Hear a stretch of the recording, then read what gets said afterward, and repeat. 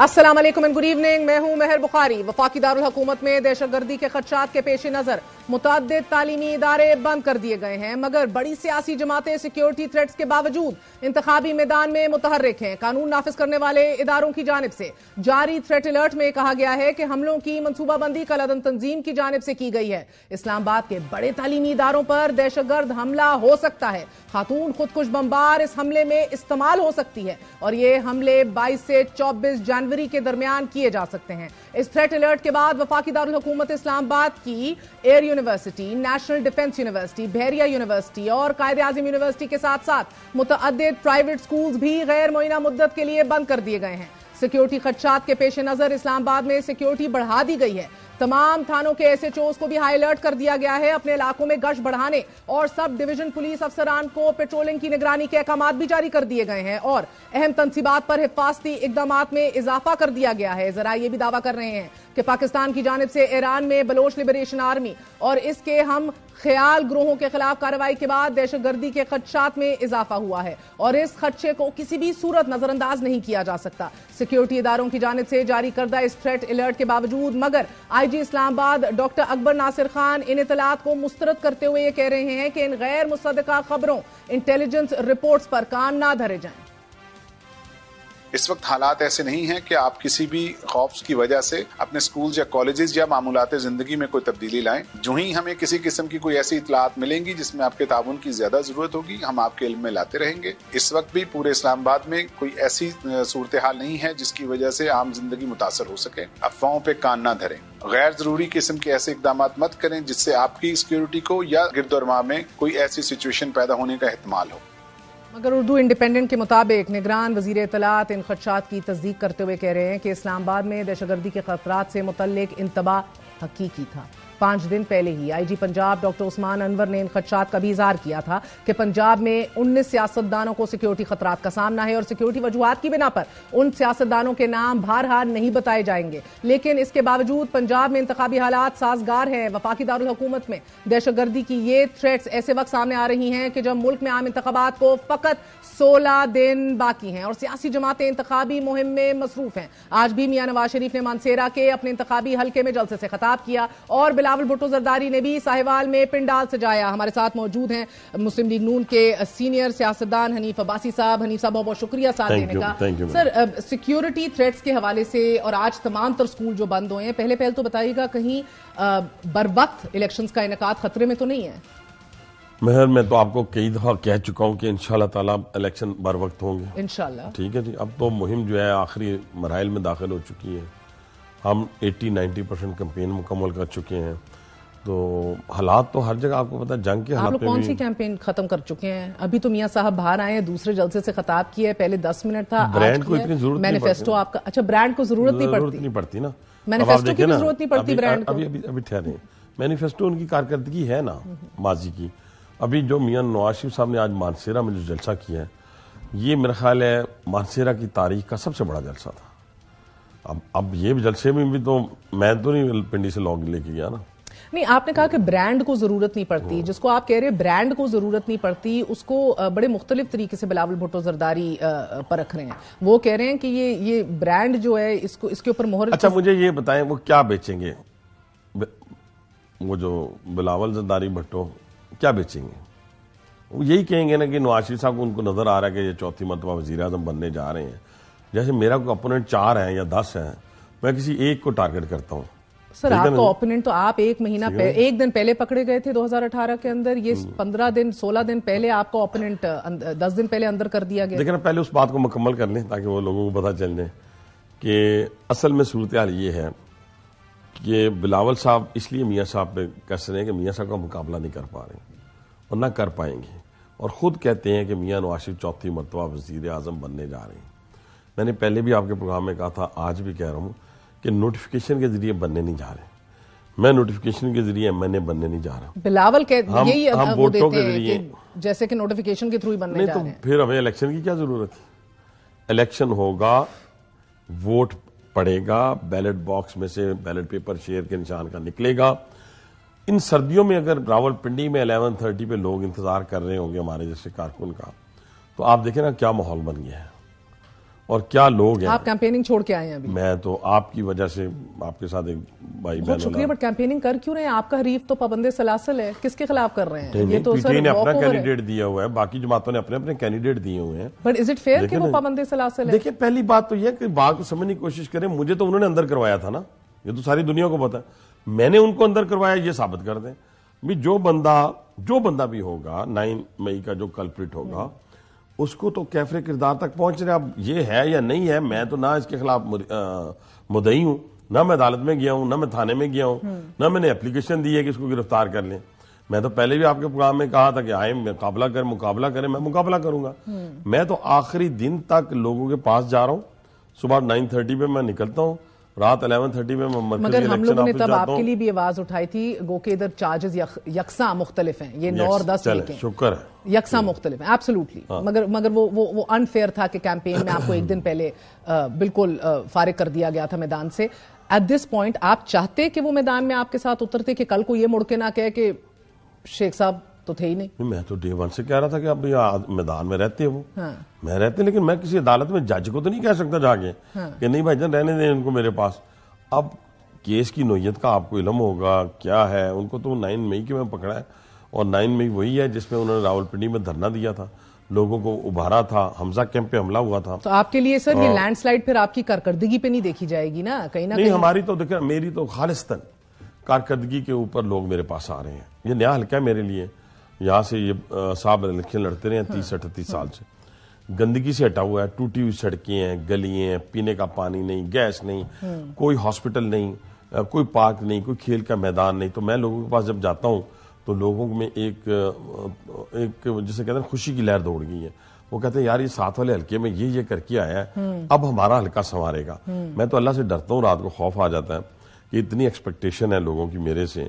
اور میں کہتا ہوں کہ آخری وقت تک جب تک بیلٹ پیپر جو ہے بیلٹ باکس میں نہیں جائے گا، میں بالکل اوور کانفیڈنٹ نہیں ہوں. ہر بندے کے خلاف الیکشن لڑوں گا، اور آخری وقت تک، رات تک، جب تک رزلٹ نہیں آ جاتا، میں اس وقت تک نہیں سمجھتا کہ میں جیتا ہوں. کچھ نہیں ہے سر ابھی تو بڑا کچھ. اور سب سے بڑی پہلے اس کا تو سن لینا جواب.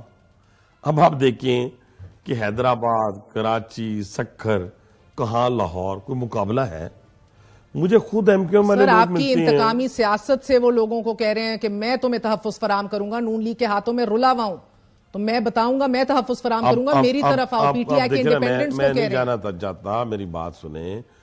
اگر تو انہوں نے دودھ کی نہریں کراچی میں، حیدرآباد میں، سکھر میں بہا دی ہیں تو پھر لاہور والے لوگ تو ان کی طرف متوجہ ہو جائیں گے. آپ کی ویسے ایک بات، آپ لوگ ایک سیٹ بھی اگر لاہور سے وہ لے جائیں، ایک سیٹ بھی، تو میں سمجھوں گا کہ بہت بڑی بات ہو. پہلے 7 سیٹیں نکالی تھی پنجاب سے، اب آپ لاہور سے 127 میں کہہ رہے ہیں یہ نہیں کچھ کر سکتے. سوال ہی پیدا نہیں. بہت بڑا اقلیتی ووٹ بینک بھی ہے ادھر، پہلے بھی ان کی اقلیتی ووٹ کس کو جاتا ہے؟ سمپتھیز رہی ہیں. نہیں they always had a kind of love affair with Peoples Party. چلیں وہ تو پھر اور اوپر آپ نے عطا تاڑک کھڑا کر دیا. سر عطا تاڑک کا حلقہ ہی نہیں ہے یہ اوپر سے. حلقہ عطا تاڑک کی بات نہیں ہے، حلقہ شیر کا ہے. اچھا چلیں، شیر کے نشان. اب مجھے ایک بات بتائیے گا کہ آپ کے جبر اور آپ کے ظلم اور انتقامی طرز سیاست سے نا وہ اس کو ہائی لائٹ کر رہے ہیں، مگر ایک بہت بڑی چارج شیٹ کی ہے، آپ لوگوں کو ایکسپوز کیا ہے. جس 16 مہینے کو آج آپ اون نہیں کرتے نا میاں صاحب منصیرہ میں اون کرتے ہیں، نہ آپ انٹرویوز میں کرتے ہیں، آج اس کی بھی کلی کھول کے بلاول نے بتا دی. اور انہوں نے بتایا کہ یہ آپ لوگ ریاست بچانے نہیں آئے تھے. کیا کرنے آئے تھے؟ ملاحظہ کیجئے.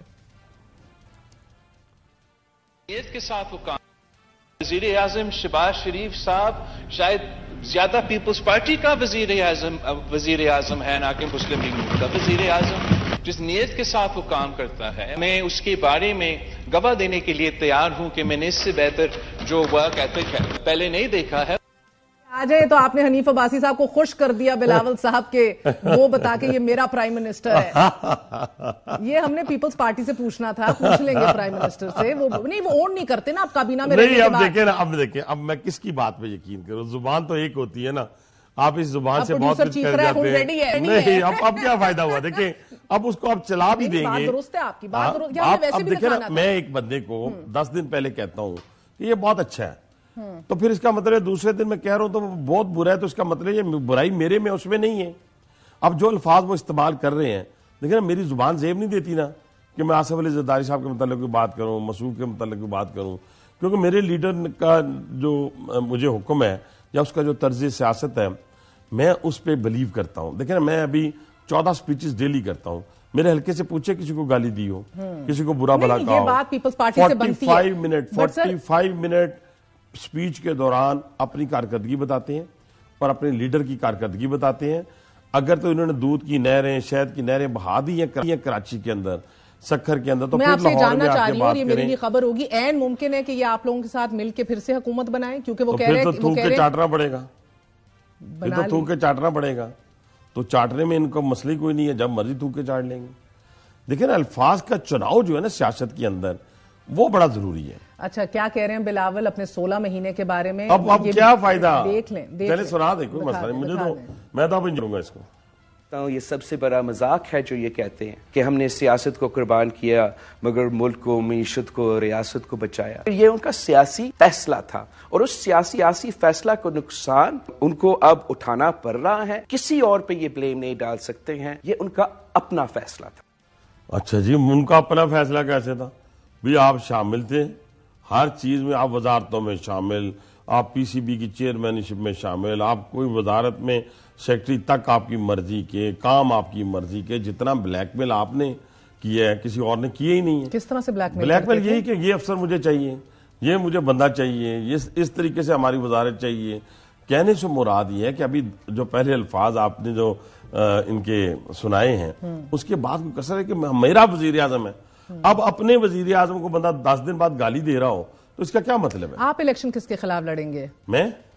मुझे लगता है कोई ना कोई तो पाबंदी है, पीपल्स पार्टी के खिलाफ कुछ कह नहीं सकते. आपकी मुराद, आप मुस्लिम लीग पीटीआई है नहीं मैदान के अंदर, उनको सारे मैदान में सर, उनको जलसे जुलूस सारे मैदान है. मेरे हल्के में इस वक्त भी पीटीआई का कैंडिडेट पंजाब में किस, अपने हल्के को एक सेंचुरी, पंजाब में पीएमएलएन किसके खिलाफ लड़ रही है? आईपीपी को सीटें दे दी हैं, काफ लीग अभी नाराज हुई है, पीटीआई है नहीं. देखिए, पीटीआई मैदान में मौजूद है. आप देखिए सेनेट के अंदर हमारे सर, आप लोगों की सेनेट में चीखें निकल आई थी जब आप लोगों से ले लिया था. सेनेट के अंदर निशान ले लिया तो सेनेटर हमारे चीखें निकल आई थी आप लोगों की. सॉर्ट सेनेटर बने किसके? इधर जनरल इलेक्शन में निशान उनके पास नहीं और आप कह रहे हैं लड़ने. सेनेटर किसके बने थे फिर? सर, इंडिपेंडेंट्स ही आए थे ना. नहीं, इंडिपेंडेंस नहीं आए थे. हाँ. जो हमने नॉमिनेट किए थे वही आए थे ना. वही इंडिपेंडेंट हैसियत से ही आ गए थे. उन्होंने भी अपने बंदे नॉमिनेट कर दिए हैं, उनके लोग कंपेन कर रहे हैं. मैं हल्के से आया. अच्छा, ये जीतने के बाद, इनमें से जीतने के बाद आपको लग रहा है कि कुछ ना कुछ आपकी तरफ भी आएंगे, आईपीपी की तरफ भी जाएंगे?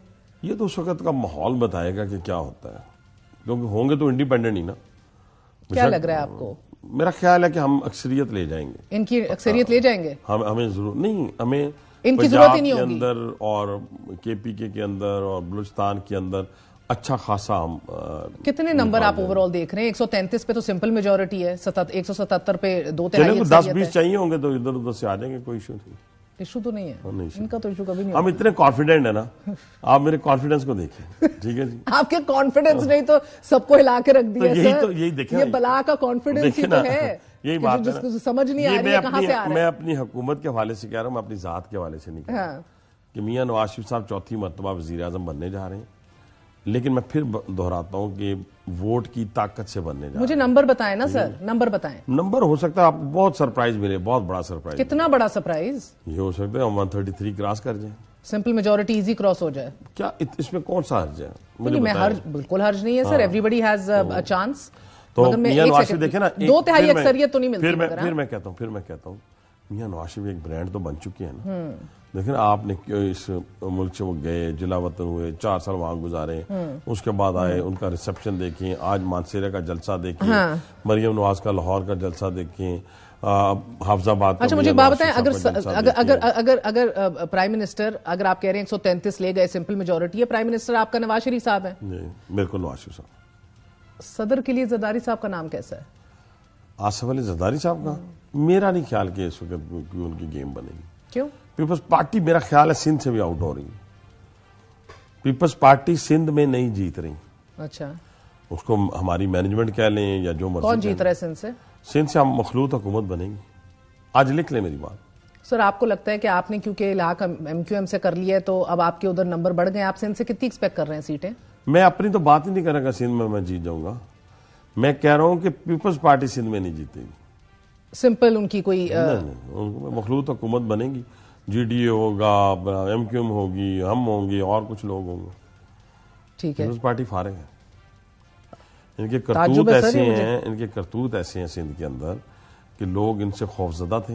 اب وہ خوف کے بادل چھٹ گئے اور لوگ جو ہیں وہ آزاد ہیں, آزادانہ ووٹ کا استعمال کریں.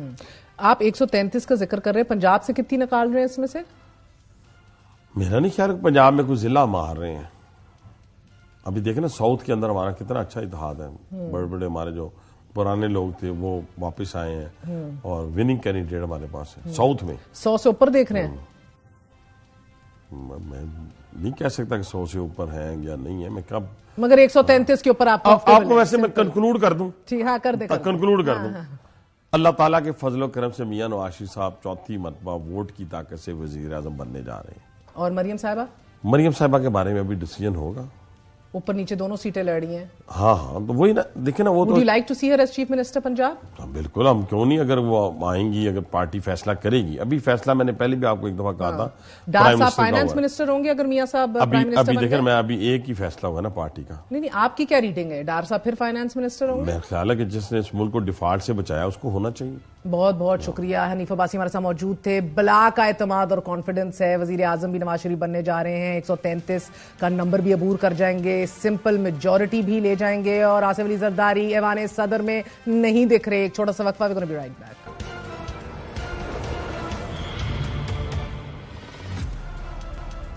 سپریم کورٹ نے عدالت کے اندر ویڈیو ریکارڈنگز, انٹرویوز اور یوٹیوب پروگرامز ریکارڈ کرنے پر پابندی لگا دی ہے. سپریم کورٹ نے میڈیا کوریج کے لیے سخت ہدایات جاری کرتے ہوئے یہ کہا ہے کہ تمام ریگولر بیٹ رپورٹرز کو ضروری شرائط کے ساتھ سپریم کورٹ میں داخلے کی اجازت ہوگی. رپورٹرز میڈیا کارڈز دکھانے کے پابند ہوں گے. رپورٹرز کو سیکیورٹی چیکنگ اور بیگز کی تلاشی کے بعد داخلے کی اجازت دی جائے گی. کمرہ عدالت کے اندر موبائل فونز لے جانے کی اجازت نہیں ہوگی. کسی اہم کیس کی سماعت میں محدود جگہ اور سخت سیکیورٹی کے باعث صرف چند صحافیوں کے لیے خصوصی داخلے کی اجازت ہوگی. ہر میڈیا ہاؤس سے صرف ایک فرد کو داخلے کی اجازت دی جائے گی اور دیگر صحافیوں کو کارروائی کا مشاہدہ کرنے کے لیے متبادل کمرہ عدالت میں جگہ دی جائے گی. ملک کی بڑی عدالت سے میڈیا کے حوالے سے اس اہم پیش رفت کے ساتھ ساتھ اڈیالہ جیل میں بھی عمران خان کو میڈیا سے بات کرنے پر روکے جانے پر عمران خان اور سپرنٹینڈنٹ جیل کے درمیان شدید تلخ کلامی رپورٹ ہوئی ہے. جیل سپرنٹینڈنٹ نے عمران خان کو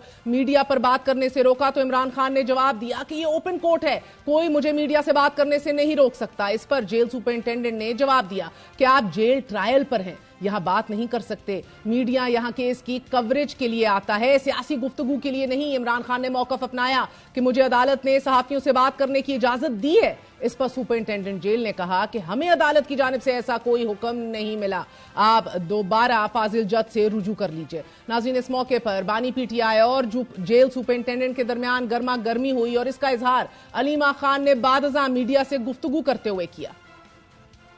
آج کورٹ روم میں عمران خان بات کر رہے تھے میڈیا کے ساتھ. جو یہاں کے سپرنٹینڈنٹ ہیں انہوں نے آ کے ان کے ساتھ بڑی سخت کلامی کی اور بدتمیزی بھی کی ان کے ساتھ. ہمیں بھی بڑا افسوس ہوا کہ ہم نے ان سے پوچھا آپ نے خان صاحب کے ساتھ بدتمیزی کیوں کی, تو انہوں نے کہا اس لیے کیونکہ انہوں نے مجھے تم کہہ دیا تھا.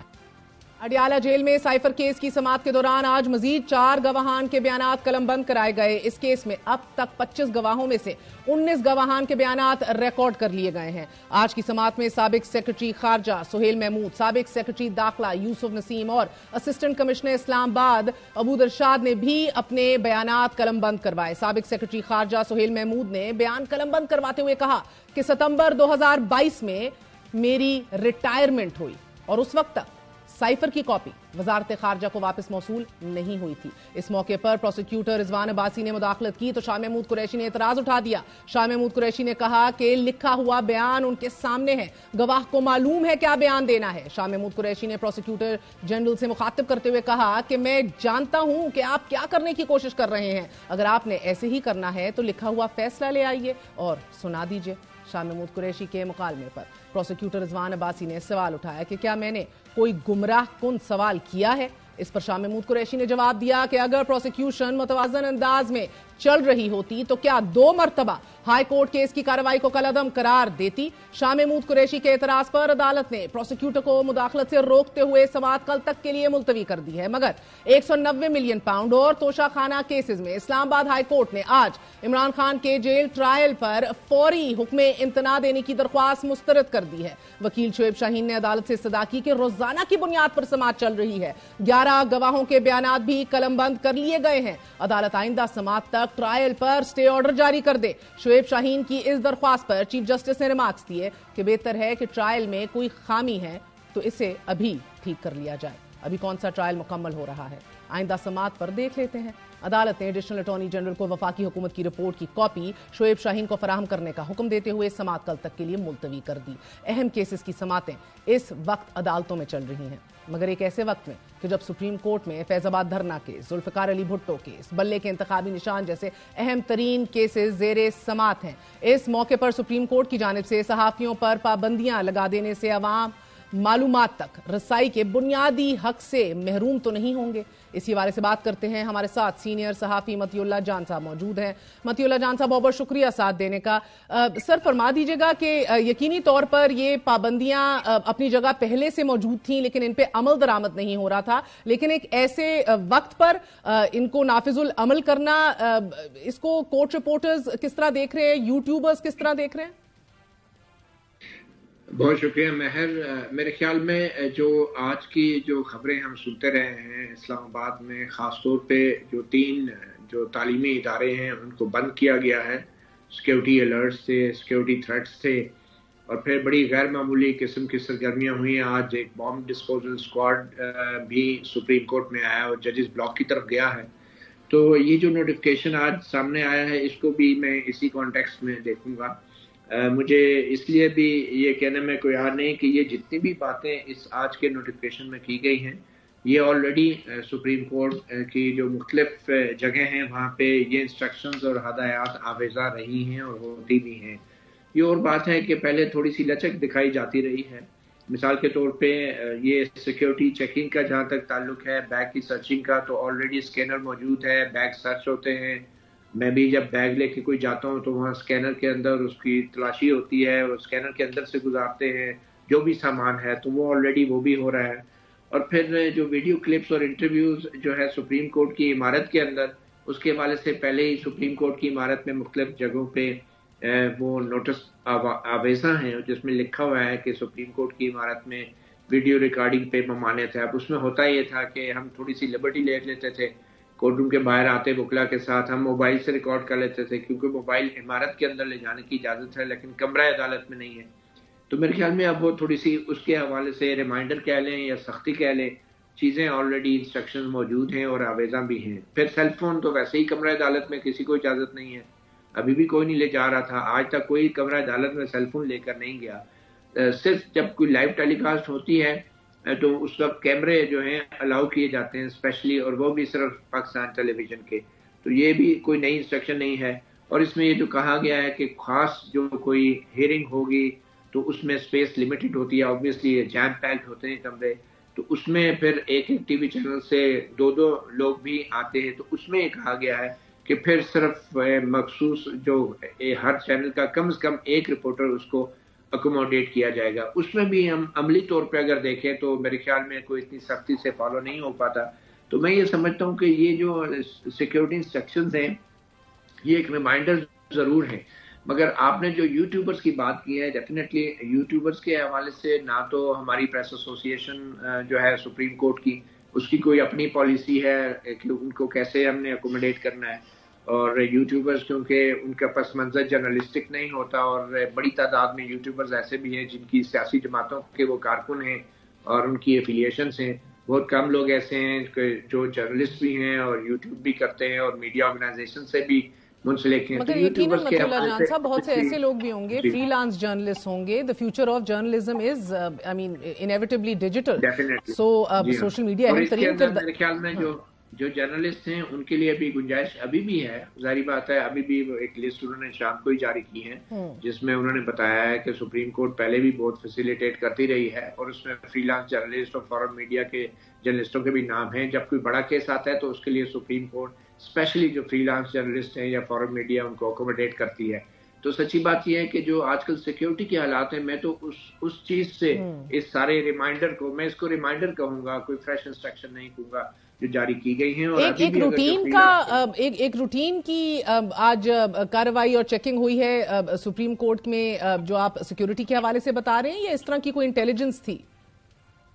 اب یہ بات کہنا کچھ مشکل ہے، مگر آج جو ایک تو بام ڈسپوزل اسکواڈ جو ہے ہم نے پہلے بھی دیکھے ہیں، جب بھی کوئی بڑا کیس آتا ہے تو وہاں پہ وہ ساری چیک اپ ہوتی ہے، لیکن ہم نے دیکھا ہے کہ آج جو بام ڈسپوزل اسکواڈ آیا ہے وہ ججز بلاک میں اسپیشلی گیا ہے، تو ہو سکتا ہے یہ روٹین کا ہو، مگر آج کے دن اور آج ہی کے دن اسلام آباد میں 3 تعلیمی اداروں کو بھی بند کیا گیا، یونیورسٹیز کو بھی سیکیورٹی تھریٹس کا حوالہ دے کے، تو اس سے ضرور ان چیزوں کو جوڑا جا سکتا ہے، مگر میں نہیں سمجھتا کہ کوئی ایسی ڈیلیبریٹ کوئی سپریم کورٹ کی طرف سے کوئی ایسی فریش سیکیورٹی انسٹرکشنز ہیں جس سے میڈیا کے کام میں اور مطیع اللہ جان صاحب، آپ اس کو سیکیورٹی پرزم سے دیکھ رہے ہیں، مگر بہت سے صحافی اس کو آزادی اظہار رائے کے اوپر شب خون مارنے سے یا اس کو متاثر کرنے کے حوالے سے دیکھ رہے ہیں۔ گزشتہ سال جسٹس قاضی فائز عیسیٰ نے یہ کہا تھا کہ پیمرا کی جانب سے جو موجودہ ججز کے کانڈکٹ یا ان کے طرز عمل پر بحث ہے، اس پر پابندی کا حکم آئین، قانون، اخلاقیات حتیٰ کہ اسلام کی خلاف ورزی ہے۔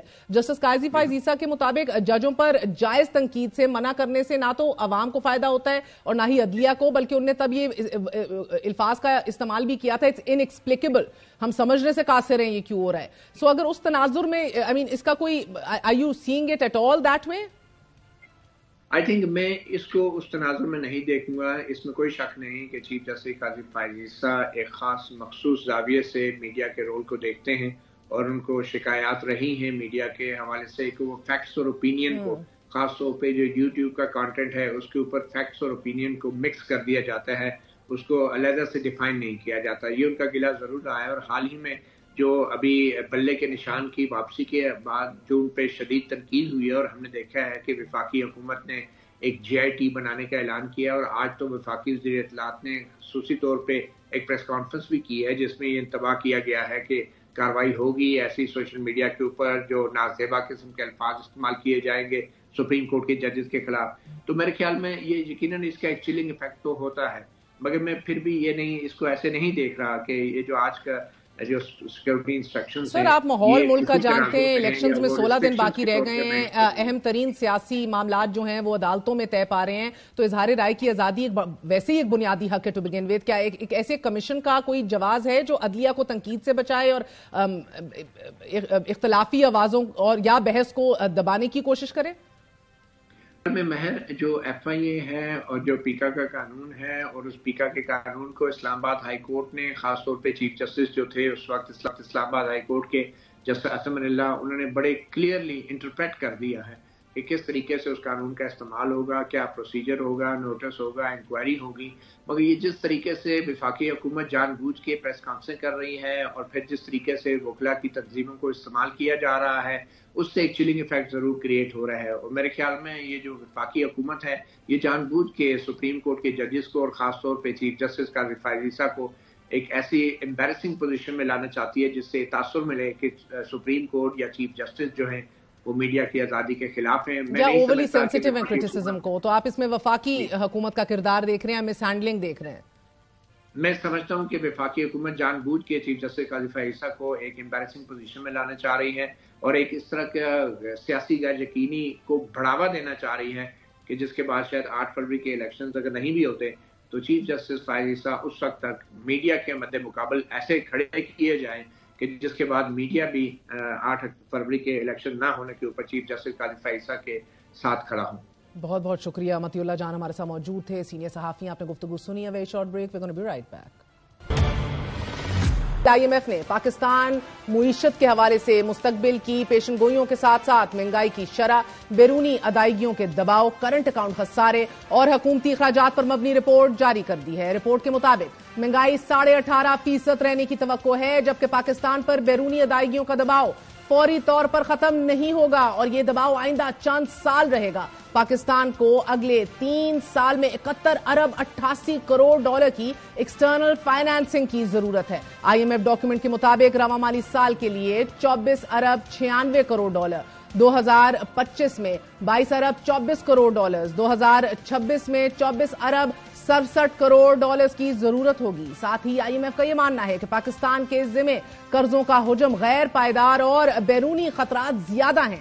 ناظرین، اس وقت صورتحال انفارچونیٹلی کچھ یوں ہے کہ I M F seems to be very much dictating our economy due to the fact کہ ہم نے کبھی خود ڈسپلن جو ہے وہ اختیار نہیں کیا. IMF کہتا ہے کہ سبسڈی ختم کر دو, پاکستان سبسڈی ختم کر دیتا ہے. IMF کہتا ہے کہ پالیسی ریٹ بڑھاؤ, پاکستان شرح سود کو بڑھا دیتا ہے. IMF کہتا ہے کہ گیس کی قیمتیں بڑھا دی جائیں, پاکستان گیس کی قیمتیں 510% تک بڑھا دیتا ہے. IMF کہتا ہے کہ ٹیکس اور پیٹرولیم لیوی لگا کر وصولیاں بڑھائی جائیں, پاکستان ٹیکس اور لیوی بڑھا دیتا ہے. اور اب حکومت نے نیا پلان بنایا ہے کہ جس کے تحت پاکستان پیٹرولیم لیوی سے آئندہ مالی سال کے دوران 1065 ارب روپے وصول کیے جائیں گے, کہ جو اس وقت 918 ارب روپے ہے. صرف جولائی تا ستمبر 2023 کے دوران سالانہ بنیاد پر پیٹرولیم لیوی سے وصولی میں 368% کا اضافہ کیا گیا ہے. اسی طرح ٹیکس وصولیوں کا ہدف رواں سال کے لیے 1590 ارب روپے زیادہ رکھا گیا ہے, جبکہ ٹیکس آمدن میں مزید اضافے کے لیے ایک نیا ٹیکس عائد کیا جائے گا, کہ جس سے ماہانہ 18 ارب روپے اور سالانہ 90 ارب روپے اکٹھے ہوں گے. یہی نہیں, حکومت نے اسی حوالے سے چینی پر 5 روپے فی کلو ایکسائز ڈیوٹی عائد کرنے کی تجویز بھی سامنے رکھ دی ہے. یہ سب کچھ حکومتی پلان کے مطابق منی بجٹ کے تحت حاصل کیا جائے گا. ہمارے ساتھ نامور معیشت دان ڈاکٹر حفیظ پاشا موجود ہیں. ڈاکٹر صاحب بہت بہت شکریہ ساتھ دینے کا. یہ تو طے ہے ڈاکٹر صاحب کہ کوئی بھی جو آنے والی حکومت ہے, سب سے بڑا اور پہلا کام اسے IMF کے پاس جانا ہوگا اور جلد از جلد جانا ہوگا. وہ کون سی شرائط ہوں گی کہ جو IMF آئندہ حکومت کے سامنے رکھے گا, کیونکہ ایز وی اسپیک تیسری قسط سے قبل ہی گیس کی قیمتوں میں اضافے کا کہہ دیا گیا ہے اور 520% گیس پہلے ہی مہنگی ہو چکی ہے, سو عوام تو پہلے ہی زمین بوس ہو چکے ہیں. بسم اللہ الرحمن الرحیم.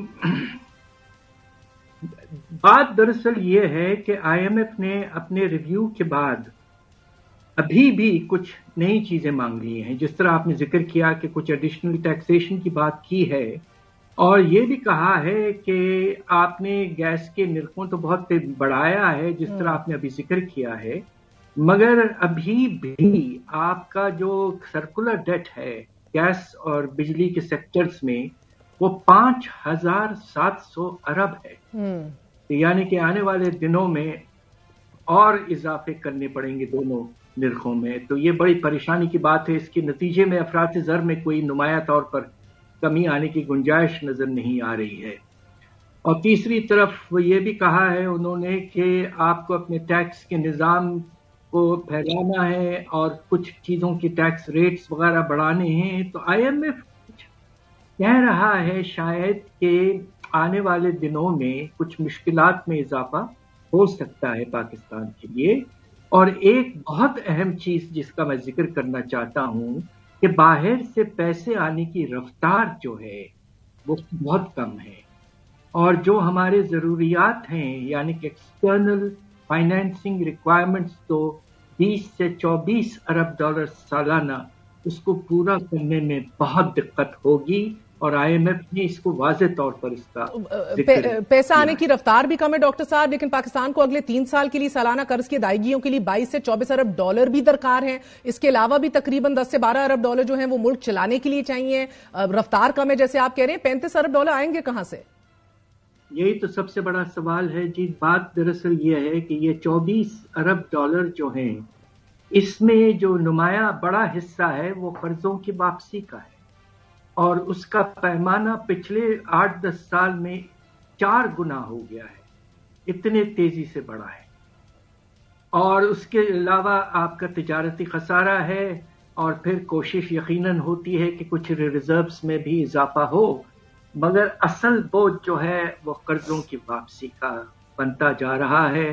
اب آپ یہ دیکھیے کہ ہمیں سب سے بڑا جو ہمارا کریڈیٹور ہے اس وقت بائیلیٹرل وہ ہے آپ کا چائنا, اور چائنا نے ہمیں پبلک اور پرائیویٹ لونز دونوں دیے ہوئے ہیں, اور آنے والے سالوں میں چائنا کے ساتھ ہمیں بات چیت کرنی پڑے گی کہ کس طرح یہ جو بوجھ ہے تقریباً 40 ارب ڈالر کا جو ہم چائنا سے ہمیں ملا ہے وہ کیسے ہم پورا کریں گے.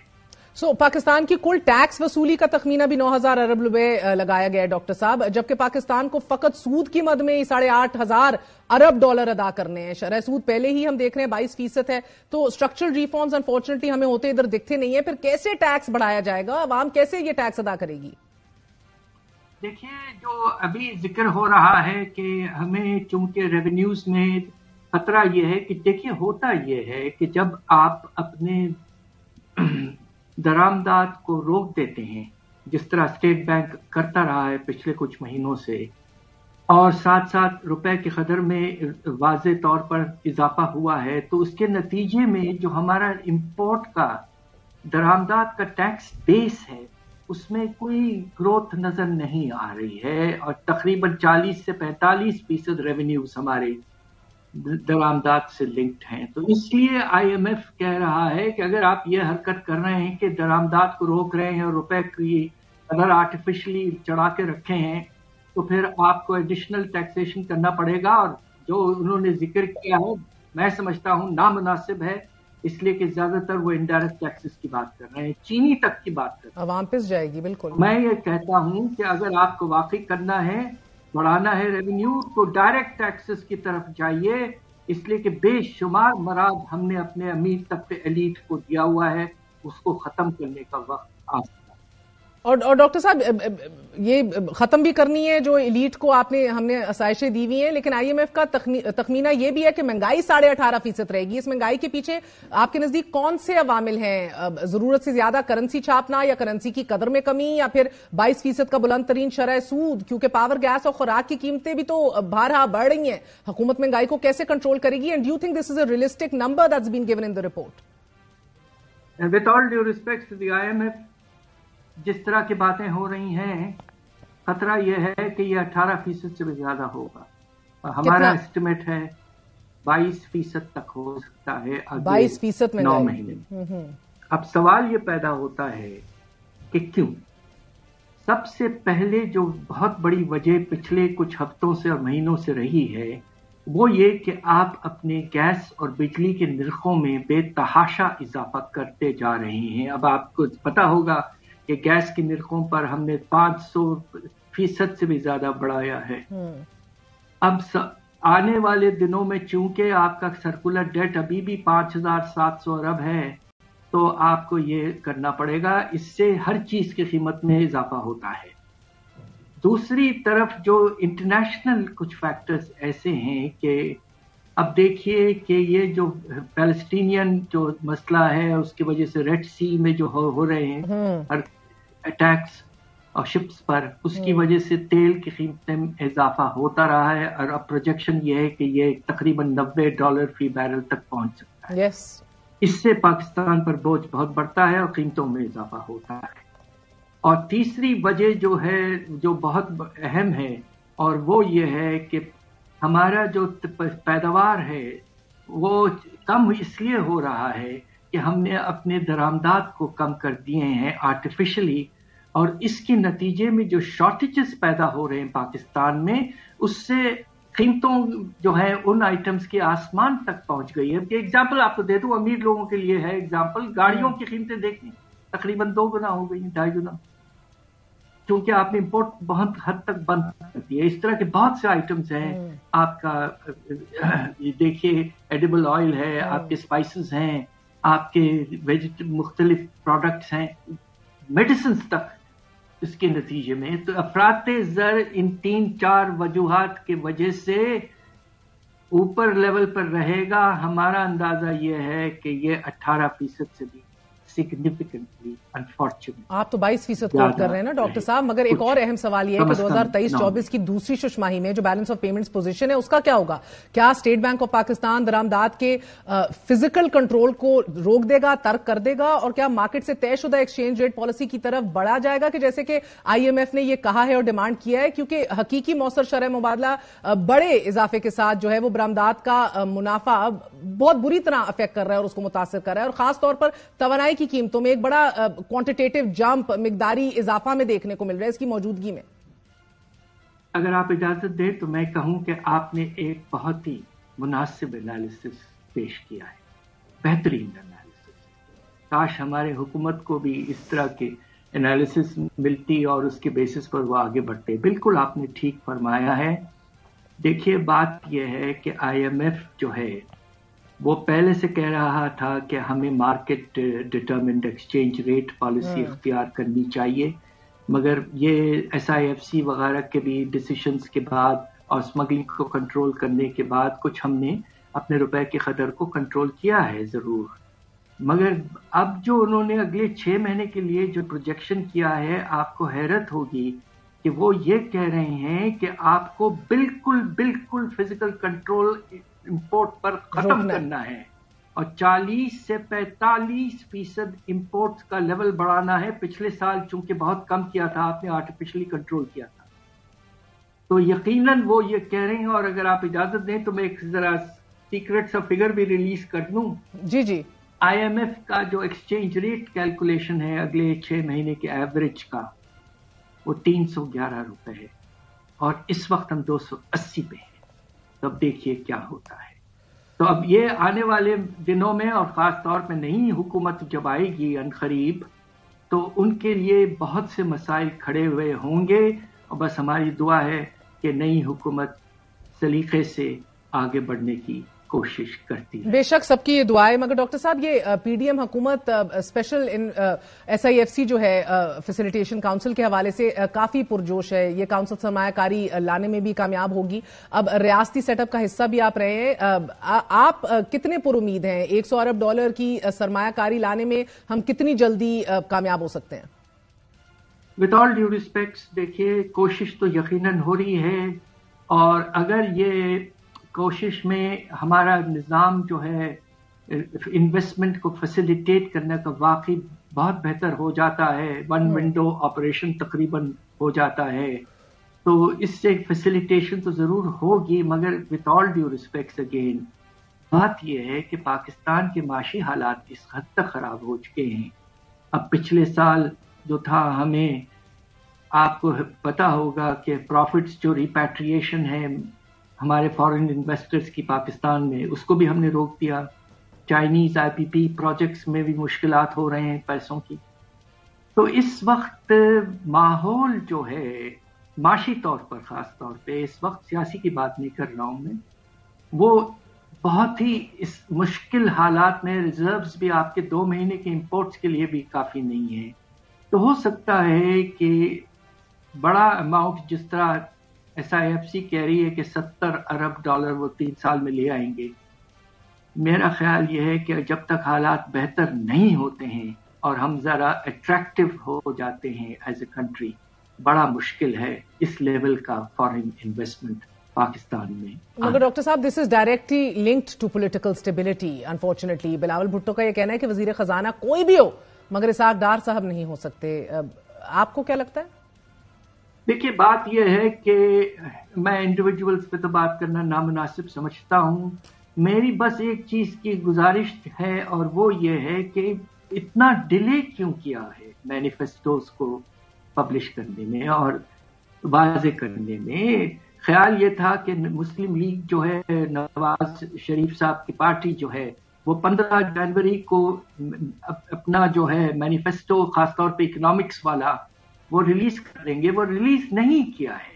دیکھیے ان حالات میں ہمیں بہت ضروری ہے کہ پراپر مینیفیسٹوز ہوں، اور اس کے نتیجے میں ہم یہ دیکھ پائیں کہ جو بڑی پارٹیاں ہیں واقعی انہوں نے کوئی پلان بنایا ہے پاکستان کو مشکلات سے نکالنے کے لیے یا نہیں. یہ بہت اہم ہے، مگر ابھی تک ہمیں مینیفیسٹوز پورے نظر نہیں. 16 دن ہو گئے ڈاکٹر صاحب، ابھی بھی نہیں نظر آئے یقیناً. لیکن ایک بار پھر یہ بحث شروع ضرور ہو گئی ہے کہ کیا واقعی پاکستان 2022 میں ڈیفالٹ ہونے جا رہا تھا یا نہیں. یہ زبیر صاحب نے بھی انکشاف کیا ہے کہ ایسا نہیں تھا. آپ معاشی ایکسپرٹ ہیں، آپ درست تصویر بتائیے کہ کیا عمران خان کے دور کے اختتام پر پاکستان ڈیفالٹ کرنے والا تھا یا نہیں؟ بات دراصل یہ ہے کہ ریزروز تو بڑے اچھے تھے کافی عرصے تک. خاص طور پہ آپ کو حیرت ہوگی کہ کووڈ کے بعد ہمارے ریزروز میں بہتری آئی، اس لیے کہ امپورٹ کی قیمتوں میں بہت کمی آ گئی. مگر ہوا یہ ہے کہ اس سال 21-22 کا جو سال ہے، اس سال تجارتی خسارہ کو آسمان تک پہنچا. ٹریڈ ڈیفیسٹ، یس. اور ہم نے مختلف چیزوں کی قیمتیں کم کر دی، سبسڈیز دے دی پیٹرول وغیرہ پر، ہالٹ کر دیا. اس کے نتیجے میں ڈیمانڈ میں بہت اضافہ ہوا، اور آپ کا ٹریڈ کا جو خسارہ ہے وہ نمبر 2 لیول پر پہنچا. سب سے ہائیسٹ تو 2017-18 میں تھا، تقریباً 20 ارب. تو اس کے نتیجے میں جو ریزروز کا لیول اچھا تھا وہ گرنا شروع ہو گیا تھا. مگر یقیناً اس وقت ہم دیوالیے کے قریب لٹرلی نہیں تھے. اور اگر ہم IMF پروگرام کو سلیقے سے آگے لے جانے کی کوشش کرتے تو کوئی ایسی بات نہیں پیدا ہوتی. میرا خیال یہ ہے کہ یہ کہنا کہ اس وقت دیوالیے سے بچایا گیا ہے وہ تھوڑا سا ایگزیجریٹڈ اسٹیٹمنٹ ہے.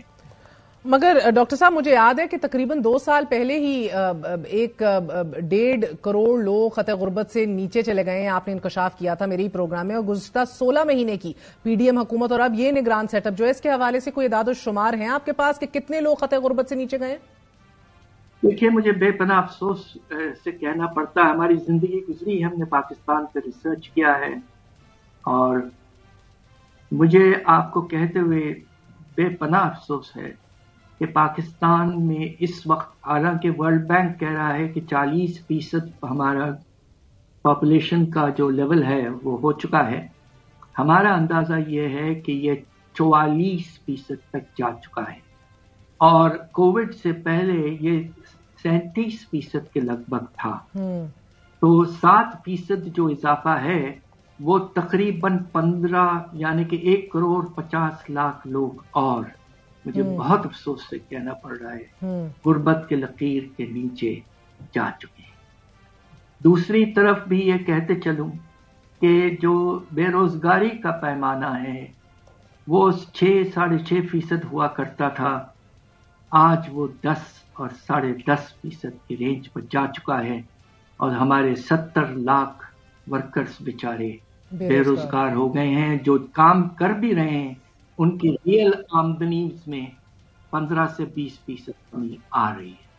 حالات پاکستان کے معاشی طور پر, میں نے 40 سال پاکستان پہ کام کیا ہے, مجھے یہ وقت جو ہے وہ ایک سب سے خراب معاشی وقت کے سامنے مجھے لگ رہا ہے ہونا شروع ہو چکا ہے. افسوس کی بات ہے. بہت بہت شکریہ ڈاکٹر حفیظ پاشا, بڑے بھاری دل کے ساتھ کہہ رہے تھے 40 سال سے کام کر رہا ہوں لیکن اتنا برا وقت اپنی تاریخ میں کبھی نہیں دیکھا. It is indeed time to tighten our belts and adapt fiscal discipline. No more time for adventurism. دعاؤں میں یاد رکھیے گا. That's it for tonight. Good night. اللہ حافظ.